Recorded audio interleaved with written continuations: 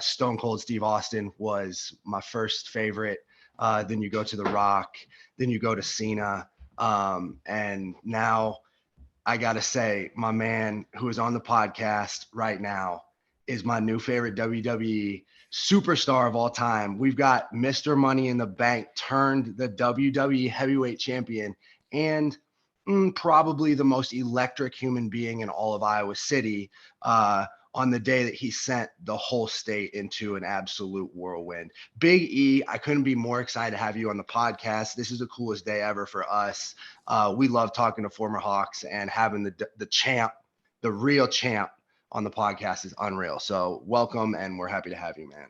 No, I appreciate it, man. Thank you guys so much for having me. Yeah, you guys obviously doing something pretty cool and pretty special. So it's nice to be a part of that. I appreciate that. See, the humbleness, man. It's like that. That's it's the why Iowa humility, man. The Iowa football humility. For real. Yeah, it's a real thing. It's real. Yeah. And how heavy is that belt, man? Like, oh my God, that looks good. Yeah, I've held tag team titles before. I've held the Intercontinental Championship, but this one it's a little bit it's got some extra heft to it for sure. And the cool thing is, I got my man who designs our wrestling gear. He's a friend of mine too, Jonathan Davenport. He's incredible. He designed these side plates. Wow. So there's that's my official Big E logo on the title. So it's pretty dope. Yep. And man, we're going to talk about Iowa City a little bit, because you mentioned you don't have time to get back very often. You guys run a crazy schedule. Talk about that life a little bit and your job right now. It is not normal hours. It is not a 9 to 5. Yeah, no, it's definitely different. So for me, obviously things had calmed down so much with the pandemic where, we were shooting, all of our shows were in Central Florida. So I was able to drive. I live in Tampa right now, Land O'Lakes technically, but just outside of Tampa. So things were a lot calmer, but now that we're back on the road, this past week especially was crazy. So we had our TV was in Nashville on Monday. So I was in Nashville on Monday. And then Tuesday, I flew home from Nashville to Tampa. I had to do an appearance in Chicago, which if I didn't have the Fury fight, which was incredible, I would have been able to just drive from Chicago Wednesday to head over. But anyways, it was in Chicago for this appearance, randomly ran into, I'm a big UFC fan, ran into Daniel Cormier and Chris Weidman, who are awesome, took pics.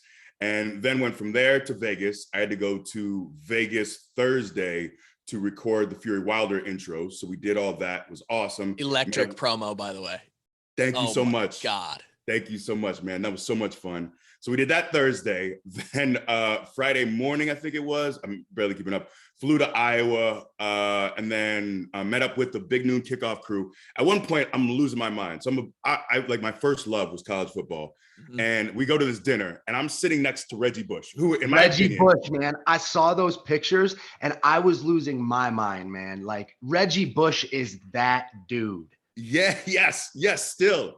And that's the thing too, like a lot of the Fox crew were talking about it. And, Reggie's about my age. He's in his mid 30s.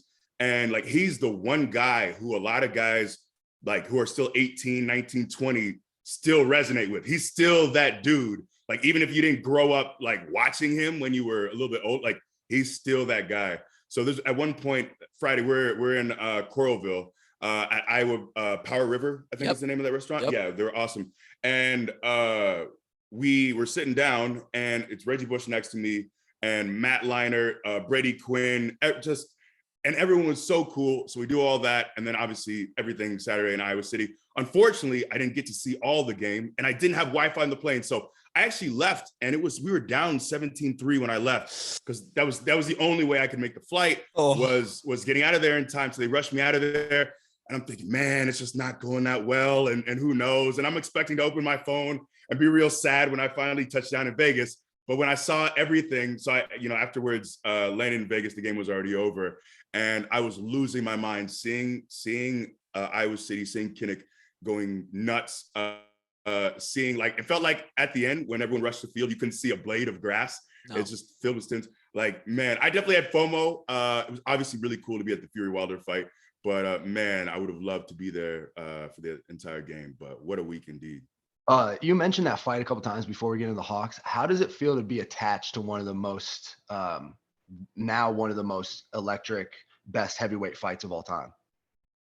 that's for me is super humbling, because just being a part of it, even if the fight was a stinker, it's still like, all right, it's still very, very cool. But like you said, what makes it even more special is knowing that it's one of the greatest heavyweight bouts of all time. To see Fury get knocked down 2 times in 1 round, and like it looks like Wilder's about to stage this epic comeback. Man, those guys showed so much heart. It was such an incredible fight. So that makes it more special. And then like even being a part of the fact that that Iowa game was such a historic home win, was such a incredible game, and being a small part of that as well. So I just had like, that's the best Saturday I will ever have. To be honest, you had your name attached to one of the best and most memorable Hawk games of all time. We already talked about that on this podcast, how it doesn't get any bigger than 3 versus 4 in Kinnick, and a comeback like that, absolutely historic. And then one of the most historic trilogies in the history of sports. And you were at both and tied to both in the same day. And now you're hanging out with us on the podcast, and my brain is out of my head. This is unbelievable to me. No, you guys are crazy. I absolutely love Hawks by a Million is probably my favorite thing. So so I'm all on board. And Tyler, I know you reached out on Twitter and said something about sending the flag. So I said, I got to DM you. I got to hit you up just to let you know, I'm a fan of what you guys are doing, and salute to you. So thanks for having me on. Oh God, yeah, I woke up to it's similar for you, because you're now in this position where you're on. I mean, dude, you were made for this. You realize that, right? Yeah, so it's funny because especially everyone who knew me and played with me, I was such a quiet, introverted kid, right, even in college. But I love this. Like, I really have grown to love performing and doing voiceover stuff, doing intros.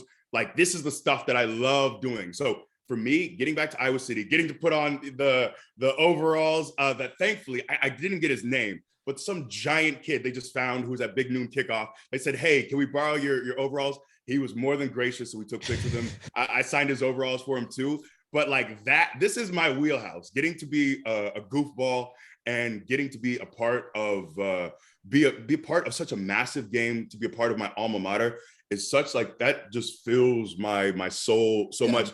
And I think what makes it extra special for me too is, I got to Iowa City, 17 years ago, and it's the same head coach. The head strength coach, Ray, was our assistant strength coach, a friend of mine. Paul Federici reached out. Paul Paul put me through all my rehab stuff years ago. So the DC, Phil Parker came down to my high school in 2004. And the reason I even got to Iowa was because my senior year, my whole story, I feel like, is crazy because I was done. I only played 1 year of high school football, like 5'11". I played at about 235, trying to be a defensive tackle. That should never happen. But, Phil ends up walking in because our coach's office is attached to our weight room at Wharton, the high school I went to. And he had to go through the weight room to get to the coach's office to talk to my coach. And just so happened, he walked in. I was doing a set of 315 for 10 on bench. He saw in that. High school? Yeah. I was getting it early. I was getting it from a young age. Oh my Lord. But even like, man, it's just crazy to think, like, what if I hadn't been there that day? What if I had been doing something else? What if I was like wearing baggy clothes and didn't look as impressive? So he offered you that day, or did he go and say, "Let me see this kid's film," and then you had? Yeah. So we went from. Yeah, because I was going to ask, you weren't like, talk about, we had no stars. Like, you didn't have any stars either. Like, 1 year, no one knew who you were. At all. I was a complete nobody. I was like all county. That was it. But I didn't have the name recognition at all. And I was at a small school, it's a 5A school, a bigger school. But we didn't have a great year, so I didn't have a ton of attention. But my story to me is even crazier because Phil walks in, sees me, I think he talks to my coach about me, we get him some game tape. But really what sunk it for me was my defensive line coach in high school was an incredible man who was like a mentor to me. He's family to me, Vincent Davis. And he happened to play for Tarkio College many moons ago. And his defensive line coach was the Iowa defensive line coach at the time, Ron Aiken. Wow. So because for them to take a flyer on me and bet on me was only really because my defensive line coach in high school played for Ron Aiken, and like he trusted his word. He trusted Vincent. So it's such a, like, life is so wild because, you know, the fact that I ended up in Iowa after, you know, being way undersized, not having the recognition and everything, and just having these relationships that, you know, I had no idea. Yeah, I had no idea that, you know, Vincent played for Ron. So it's just the way I got to Iowa, the way I got to WWE, and everything being able to come back to Iowa City, everything feels so incredibly full circle for me. Yeah. Where I was going with that originally was, you're in the whole you being made for this is you now live on this very public stage, almost 1 million followers on Twitter, all the stuff, right? And on a much, much lower level, but more than the average person, Drake and I experienced this similar stage and platform because of what Iowa had done for us, right? It's why this podcast is a little bit more popular than an average Joe who would be talking about the Hawkeyes, is because we got to actually play, and we're maybe like slightly famous in Iowa, but you're like completely famous. So when you sent me a DM that morning and I'm waking up in Cedar Rapids after doing the post-game show, I turned to my wife and I said, holy shit, guess who just DM'd me? And your flag is on the way. It'll be there Friday. I appreciate that. We can't wait for you to fly it. Those things, when you gave the Hawks by 1 million on the thing, first of all, just like a perfect promo. Again, you're just made for it, but the pop you got and everything, it just, my phone broke when that happened. So, you were a wrestling high school champion, correct?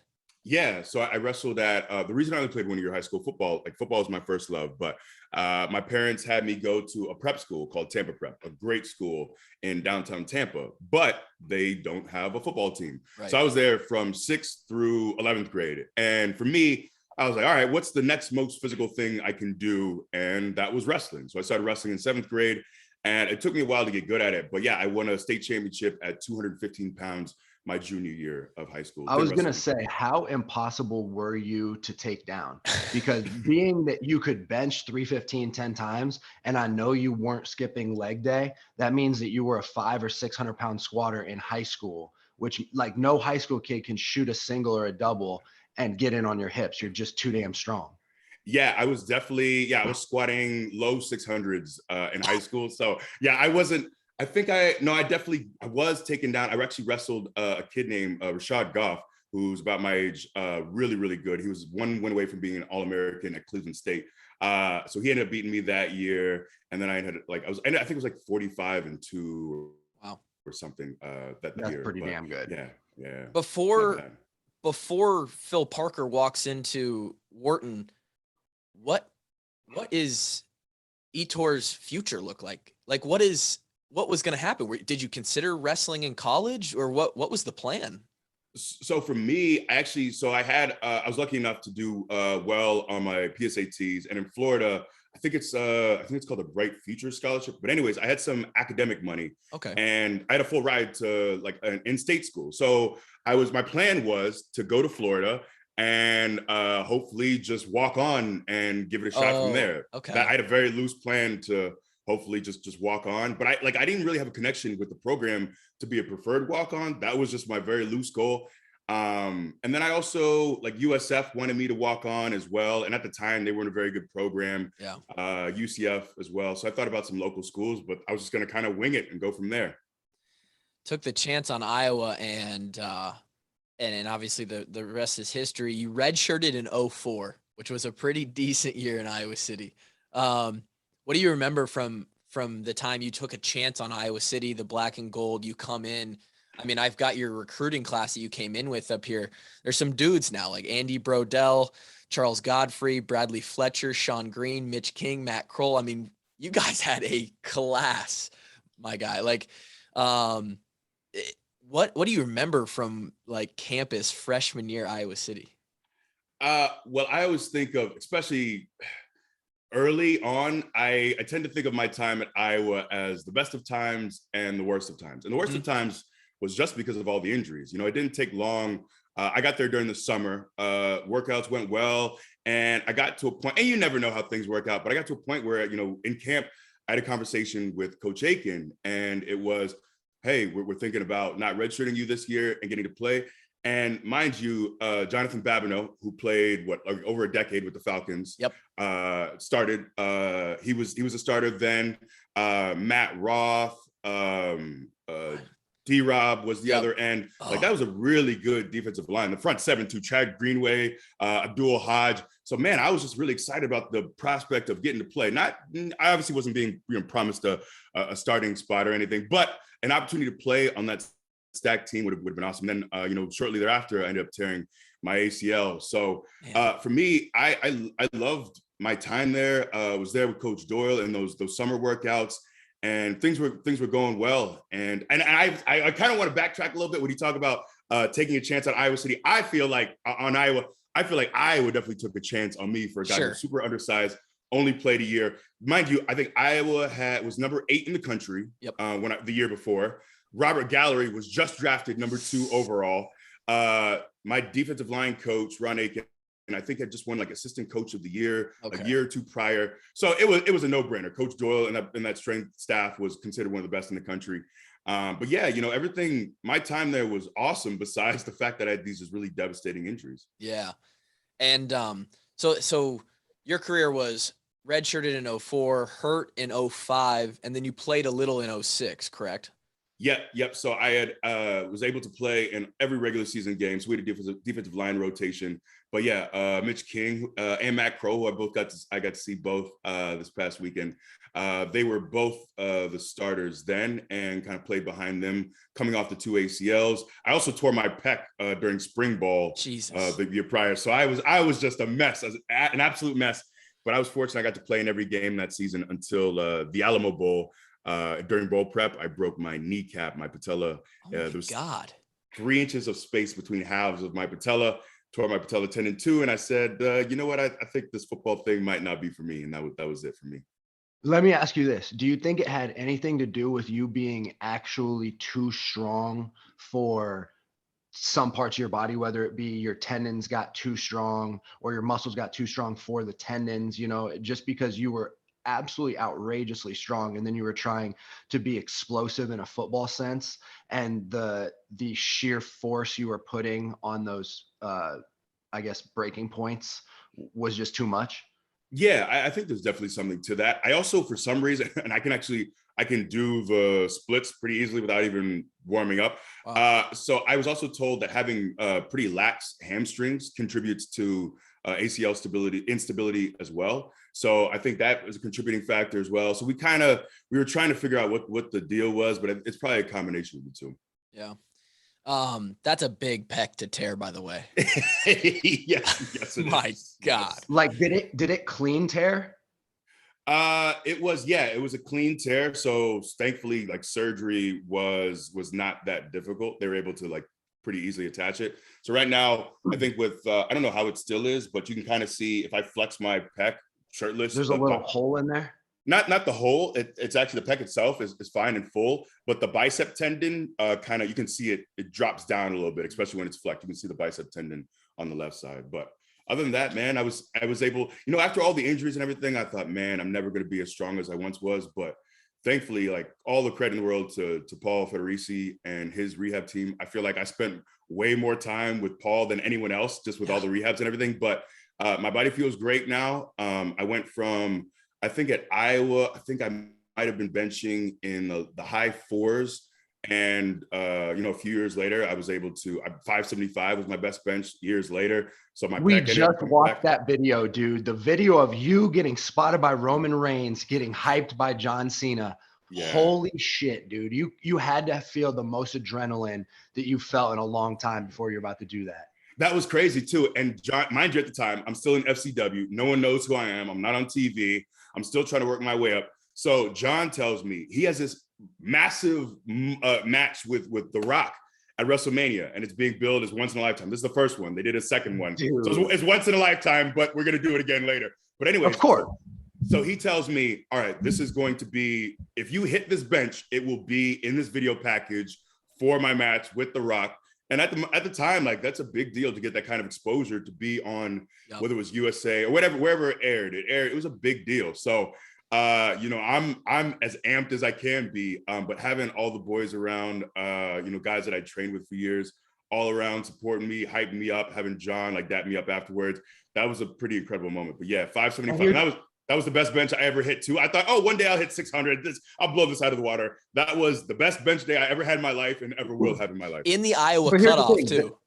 The thing that makes it even more impressive is that you did, like, there's bench pressing and then there's kind of like cheater pressing, right? Where that last couple inches get slack and then all of a sudden that butt comes off to get that little pop off your chest so that you can get the first 6 inches and then let your body take over. You controlled the weight the whole way with no wrist wraps. And what in the hell are you made out of? I used to, mind you, I can't do any of that anymore. I was probably at my heaviest and my strongest. I was probably, at that time, I was probably at least 310 pounds, 317 was my heaviest. Right now, I'm about 250 to 240. I've dipped into the high 240s lately too. So I can't do anywhere close to that. Right. But I'll take it. It did happen. And thank God it's on film, because otherwise I would think like, did I dream that up? Is that a real thing? But no, it actually happened. That's forever now. In that gap, so you finish college, you're done with football. And now there's this gap of 2007 to 2009 where you actually got into powerlifting. Obviously, all of that lifting. You won USA Nationals. I know it's on here. You won the natural open powerlifting championships, national powerlifting championships, and then how on earth, like, does someone just call and say, yo, I think you should get into into some professional wrestling? Because it seems like that's because our guy Manders, who you know, of course, and who is an absolute legend, he is cutting his teeth all over the country right now in indie spots. He's doing a true grind for his dream. And he loves that. It. What he's doing, putting in tens of thousands of miles, driving all around the country to gigs with not that many people showing up, it's inspiring to even a thing like us where we didn't have that many viewers at the beginning, and you just have to keep doing it because you believe in it. And that's what that guy's doing, man. And it's inspiring as hell. Yeah, no, definitely salute to Steve for sure for doing that. Yeah, and he's good, man. I had that opportunity to watch a couple of his matches, just stuff on YouTube, man. He's doing a good job. He trained with Seth Rollins, who's from Iowa, he's from Davenport. Yep. And you can't ask to train with a better pro wrestler. He's incredible. Yep. But yeah, going back to your point. So actually there's a bit of a common like misconception. So I didn't start my powerlifting until I was signed with WWE. Oh, really? So yeah, that was 2010, 2011. So I was still training in FCW. But so again, another story of like, I feel like whether you want to call it God or the universe or energies, whatever it is, that led me that way. So what was happening at the time is, so I was still on campus. Coach Doyle was still letting me come into the facility and work out. And so this was probably, right after my playing days. So I finished up, I stayed on campus after my redshirt sophomore year, and I was still finishing up my undergrad degree. I took a medical hardship, and thankfully, they don't have to, but they honored my scholarship and let me stay on campus to finish out. So I was still around, but I was still, the nice part with, especially, I've talked in some interviews recently about the toll that all the injuries and not being a part of the program really took on me. And that's the big thing, you kind of, for me, I felt like I lost a sense of brotherhood and being around the team, being in the locker room, and that bond is just suddenly gone when you're not on the team anymore. And thankfully, Coach Doyle let me stay around, helped me to have that, I felt more connected to the program. I felt like I still had that sense of family. So I was still around, I was still working out, guys, he would let me know when the team would be in there. And then when the weight room was empty, I would go in and train and, just talk to Coach Doyle for a little bit and end up leaving and doing, going about my business. So at the time, Mike Humple, who I played with, incredible human being, a great dude. He was drafted by the Steelers, but he ended up having neck issues. So he was back on campus, and he's friends with another incredible human being who I have to take my hat off to forever, Mike Doherty. And Mike is connected with the Iowa wrestling program, friends with Dan Gable. So Mike Doherty was randomly on 2 flights with Jim Ross, and Jim Ross was with WWE at the time, one of the greatest, wrestling commentators of all time. He's a Hall of Famer, yes. Correct? Jim Ross is a WWE Hall of Fame. I believe if he's not, he should be. Yeah, he's So Mike Doherty ended up bumping into him. So I think Doherty was wearing either an Iowa hat or an Iowa shirt or something. And, JR, I think, was familiar with this, just obviously the legacy of the Iowa wrestling program, you could talk about forever. So, the plan was, after they had that talk was for JR told Mike, hey, if there are any guys who are done with our Iowa wrestling, done with their careers wrestling at Iowa, you could possibly send them my way and see if they might be interested in starting professional wrestling. Because, wrestlers, amateur wrestlers, especially elite amateur wrestlers, tend to take to our business so quickly, man. They seem to really get it. So because the Mikes were friends, Mike Doherty and Mike Humple, I think they just ended up having a conversation at one point. And, Mike Humple threw out my name as a possibility, someone who might be interested in this. And then the next time we were in the weight room together, he just said, hey, there's possibly maybe an opportunity with WWE if you might be interested. So he just talked to me and engaged my interest, and there was no guarantees or anything. He wasn't saying, this is in the bag, but the process was essentially, just send them some. I remember awkwardly taking some pictures in just shorts because they want to have an idea of what my physique looked like. So I'm just taking these awkward half-naked pictures, sending to some stranger in WWE. And they liked them enough to send me down to Tampa for a tryout. And then when I found that out, like, so much of this feels like it was meant to be. It feels like some larger entity is connecting these dots because, Tampa's where I'm born and raised. My parents have a house here. So I thought, you know what? If I am horrible at this and they fire me in 3 months, I can just stay with my parents. I talked to people at Iowa, and I was actually in grad school at the time. I was a TA, but it also worked out that this was during the summer. So I didn't have any commitments. It's not like I had to leave my duties or anything. And they let me know, hey, if this fails and it doesn't work out for you, you can always come back, but your credits expire in 10 years. And I thought, all right, 10 years, that's fine. I'll be back before 10 years, whatever. Mind you, it's been 12 years later. Those credits are out the window, and I have to start my grad school stuff all over again.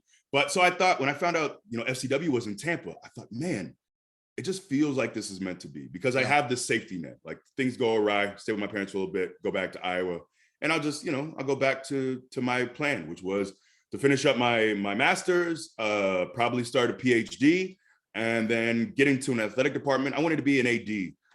I always loved sports. I just wanted to be around athletes and help athletes. So that's how I stumbled into WWE. Thankfully, my tryout in Tampa went well enough. I was there for 4 or 5 days, about a week, a little less than a week.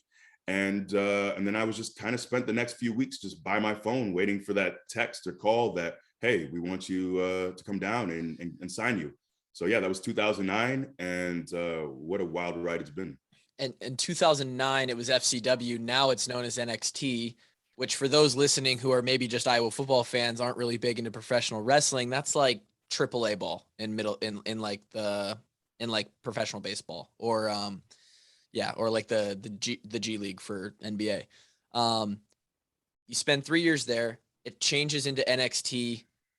And believe me, I just watched all the debuts. Big E Langston, like, you literally, your debut, your theme, you've got like plates. It's like a loaded barbell. It's so sick.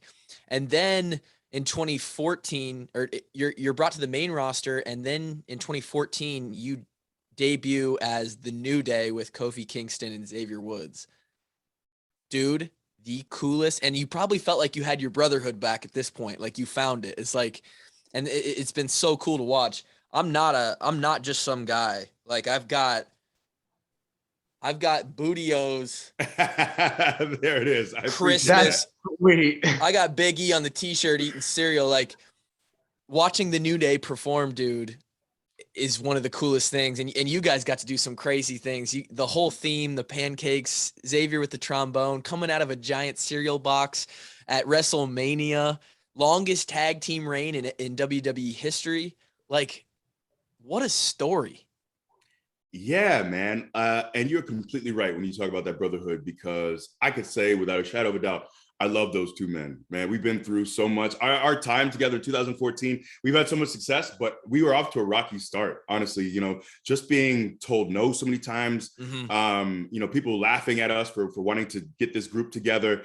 But, all that just made our bonds even tighter. We just grew closer because we felt like we believed so much in our chemistry. We realized very quickly that the three of us, we saw the business much the same. We just had a very similar vision, like right out the gate. And so we just believed in ourselves. And I love those guys. We root for each other in the ring, outside of the ring. I met their family so many times. We broke bread together and they feel like family too. That's my extended family. So those guys are incredible human beings. And like you said, man, we've got to do some incredible things. So when I first started wrestling, I always wanted to be serious. I love Goldberg. I love Ron Simmons. I love Vader, just these guys who are massive and mean and larger than life.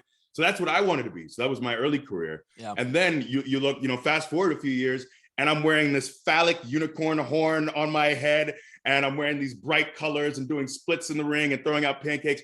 But I really got to find my niche and my wheelhouse as this big, goofy guy who just enjoys having fun. But also, when the time is right, like I always wanted to have that intensity in the ring when need be. So, we, like you said, we've had the opportunity to do so many incredible things. We have a real cereal. People that still ask, you can go to, for some reason, it's at FYE, which sells, records and whatnot, but we have a cereal that you can go buy at FYE or FYE.com. It's called Bootios. Yes, it's absurd. But yeah, we've been able to do some absolutely incredible things. Man, we have for anyone, I'm weird about watching myself, so I haven't checked it out.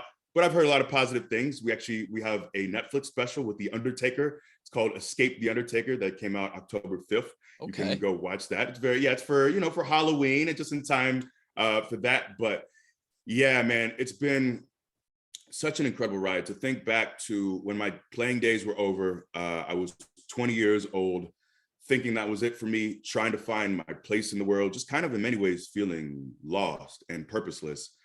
And now I feel like my life is so full. I feel like I get the opportunity to do so many incredible things. Even getting back to Iowa City. And I told people there, when we were rushed to leave the stadium at the end, so there are a few people that I didn't take pics with. But other than that, I tried to take pics with everyone who asked. I tried my best because I am so grateful and humbled by the fact that I now get to go back to my alma mater, and I'm like, I'm celebrated in a way. It feels like a real homecoming, and I just absolutely love, like, that's my second home. I'm born and raised in Tampa. I still live here in this area, but that's my second home, and I love the people of Iowa, that community in Iowa City, in that area. Man, so many incredible human beings. And some of my very best friends, I got to shout out my people, my best friends in the world. Some of my very best friends are guys that I lived in a house with. We have a text group. We talk pretty much every single day. I met these guys, 17 years ago. Mike Sabers, Rashad Dunn, Lucas Cox. I saw Luke. We had a house show about a month ago, close to where he lives in South Carolina. Got to see him and his beautiful family. I got to see, obviously, Mike Sabers lives in Solon. Got to see him. We went to the game together. Right before we ended up, we started this, I played an hour with Rashad. We play UFC in the morning. But man, like, as you guys, I'm sure like, the bonds that you make in Iowa City in that program, like, for me, and no judgment for anyone who joined a frat or anything, I didn't feel like I needed to, because that was my fraternity. You were in the coolest frat on campus, dude. That's what we referred to ourselves as, was the coolest and best frat on campus. The most exclusive too, because you can't just walk up there with some of your daddy's money and be like, hey, I want to be in your fraternity. You got to earn your spot in the fraternity. You got to earn it in blood, sweat, and tears. So that's what makes it just better than any other fraternity. Exactly. But what I was going to ask you, when you were talking about how great it feels to be able to come back and just be like, feel like you're at home, do we get to see you at the Big Ten Championship? So be the Hawks make it? That is my goal. Like, I am trying to, first of all, if I can get plugged into anything Iowa related as much as possible. I know it obviously will depend on our schedule and what we're doing. The nice part is, now that I'm on Raw, I think it allows me a little bit more flexibility, because the problem is, if I was on SmackDown, I'd have to try to scramble to front. We're on Fridays, SmackDown's on Fridays, which I was just on for like the last 4 years. So that would make it a little bit more difficult. But I think now that I'm on Raw on Mondays, I think we can make that happen. So I'm praying that the Hawks do get to the Big Ten title game, and in my mind, if that happens, I'm there. No question. So yeah, I can't wait. We're there too. We already have our stuff booked, and we're gonna get a tailgate together. So you got to stop by the tailgate if we'll have a good old time. That'd be 100%. I'm there. 100%. And the H-band flags will be flying. That belt that you guys see on the YouTube version, if you are watching, which you should, he's been holding it the whole time. You really don't have to keep it up there on the shoulder, but I know it's nice and shiny. A month ago today, you cashed in money in the bank on Bobby Lashley and became the WWE champion. Say what you want about, people pro wrestling, how they feel about it, making it to that stage and being the champion. What are the emotions as you stand there in the ring and the belt's yours? I mean, that's nuts. Yeah, man, that's incredible. And I tell my friends and whatnot, like, man, I hope everyone in your own field or craft or whatever it is, I wish I could bottle that feeling up and give to anyone, because it's incredible. And what being WWE champion in and of itself is obviously a mind-blowing moment. But what really made it special for me is the outpouring of love. Everyone was so kind to hear from my peers, from fans, from everyone who reached out and said so many kind things. I was checking my phone, beforehand, and I go to do my business and come back afterwards, and I have 144 missed texts, not to mention just all the DMs and everything else. And the texts and the calls just kept coming for like the next 3 days. So that's what really makes it special, is knowing and feeling like you did something right. Because like I said, I've been with this company for 12 years now, and as proud as I am of this singular moment of becoming WWE champion, I was also just very, very proud of everything we've done as the New Day. We were named by WWE as the greatest tag team of all time, and whether you agree or you don't, and I get it. I get why people want to pick their childhood favorites.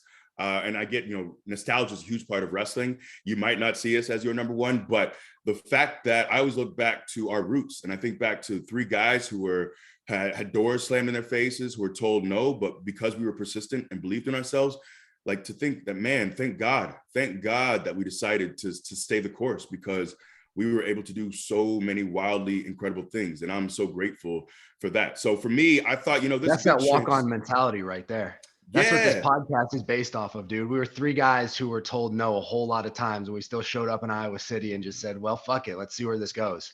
Right. And that's so many successful stories are of people like that. That is such a common refrain, is people who are told no or laughed at or told like, this way doesn't work. You need to do things the way that everyone else had done them before.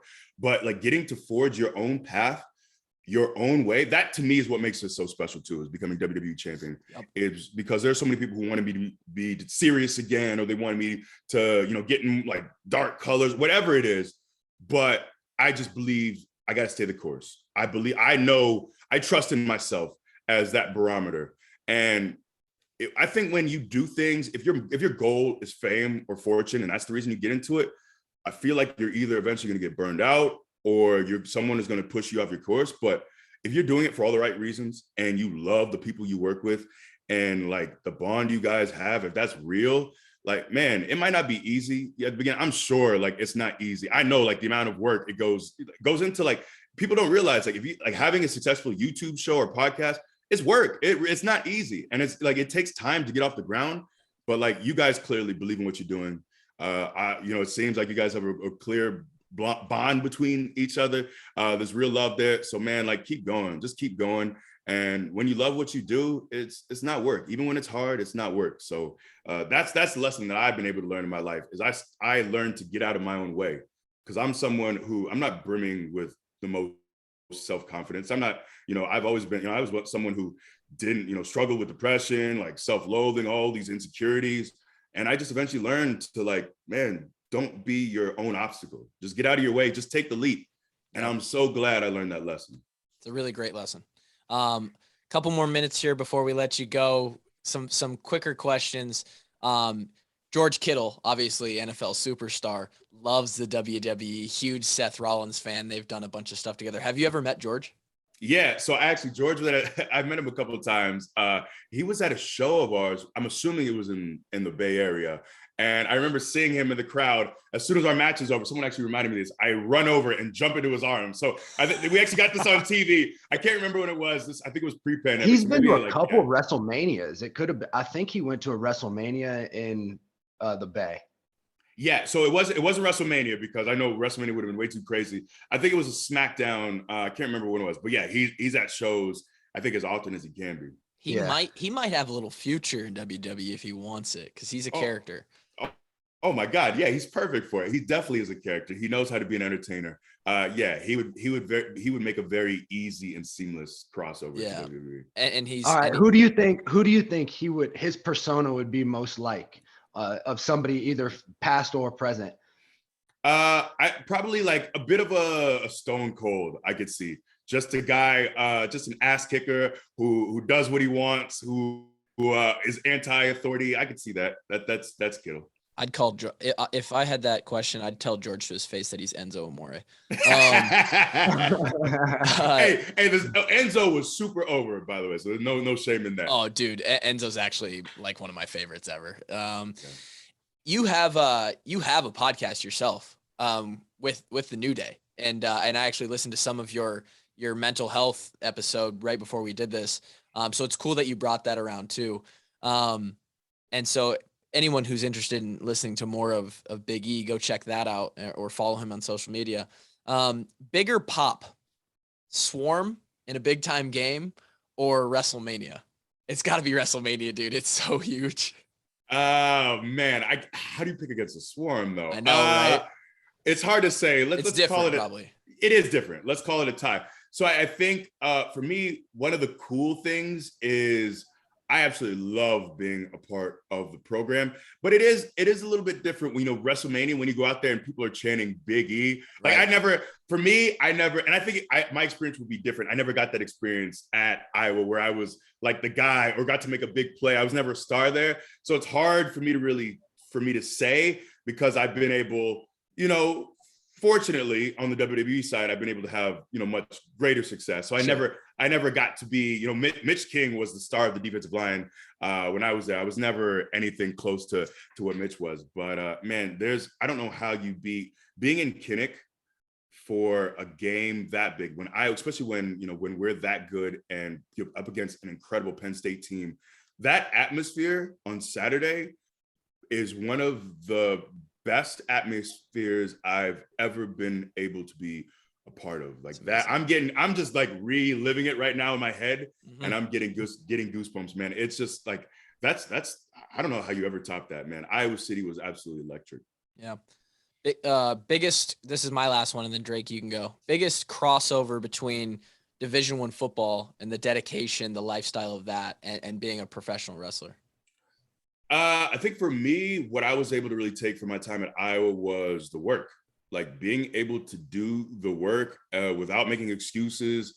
Like that's what really taught me. There's so many things about wrestling that are different. I think getting through a camp, like a fall camp, like that, I don't know if I'll ever do anything harder than that physically. Yeah, like that, especially when we were doing 2 days. Things are changed a little bit now, but like, man, that used to be rough. But wrestling is more of like, I don't have a single day that physically intense, but wrestling is such a daily and weekly grind. Like we don't have a moment of real respite, honestly. I was just on the road for a week. I'm home a little bit now. I have about three and a half days at home, but even every day at home, like I'm doing media. I got 2 more things of media today. I'll wake up tomorrow. I got 3 more things. So even when I'm home, like I'm still working, and I still have to get to the gym. I still have my responsibilities at home, paying bills. So it's just more of a regular and daily grind. But in the same vein, man, I've spent 12 years in WWE. I probably don't have another 12 years of wrestling in me. So I'm just trying to do my best to enjoy it and to embrace it, and to just to smell those roses a little bit. Absolutely. Drake, you got anything? I guess one of my questions would be, talk about the fulfillment of what it feels like to just reach the pinnacle and see all of your hard work pay off, because I feel like that's kind of a big fundamental basis of this podcast, is just absolutely working until your goals become your realities, if it's possible. And so I don't know. I just feel like you have a pretty unique perspective on that. Yeah, for me, man, I don't feel like I had any instant success ever in my life. You know, there are times where it took a long time to have my payoff. You know, there are times in FCW where, you know, I'm only making $500 a week, you know, not making a king's ransom by any means. And, you know, there are times where we would have these shows, and, you know, Seth Rollins had worked on the independent scene forever. Like he was a guy when he got signed by WWE who was pretty much ready to go on the main roster right away. I came in with zero experience, so I needed the time, and it took me over 3 years, I think 3.5 years of being in FCW and working on a regular basis to get to the main roster. So it took time to get to the main roster, and even then, it took me time to get better and better. But that's really just been the enduring lesson for me. And I think a lot of people are too focused on just getting to that goal.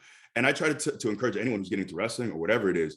Like, I know trust the process is said ad nauseum, and sometimes, you know, things like that lose their meaning and they sound cliche. But like, in learning to enjoy that process and enjoy the grind, enjoy getting up at 5 a.m. and doing the work, that's a huge part. Because if you're only focused on the end game, whether that be fame, fortune, whatever, like, that is not the route to happiness or real meaningful success. Is you have to enjoy the work. You have to enjoy seeing the improvement. And that's what I've tried to do in my life and in my job, is just take a step forward every single day in my personal life, in my professional life, even if it's the tiniest of steps. Is just do your best to make progress every single day. And I learned, like, the weight room for me was not work. I learned to love the weight room. I learned to love doing speed work. I learned my best to enjoy the work, and thank God it pays off. It does. For me, I honestly believe, I think I'm just a guy. I think I'm just a man, and I'm really fortunate. I don't think I have any, you know, certainly genetically, you know, I took to the weights, and those muscles, it didn't take long for them to start growing. So I get that I do definitely have some genetic advantages. But for me, you know, other than that, man, I just feel like a guy who was extremely blessed, and I was just around the right people who helped to elevate me forward. You know, no one does this on an island. No one gets to any kind of success on their own. And I'm just so grateful that I had the right people in my life to help propel me forward.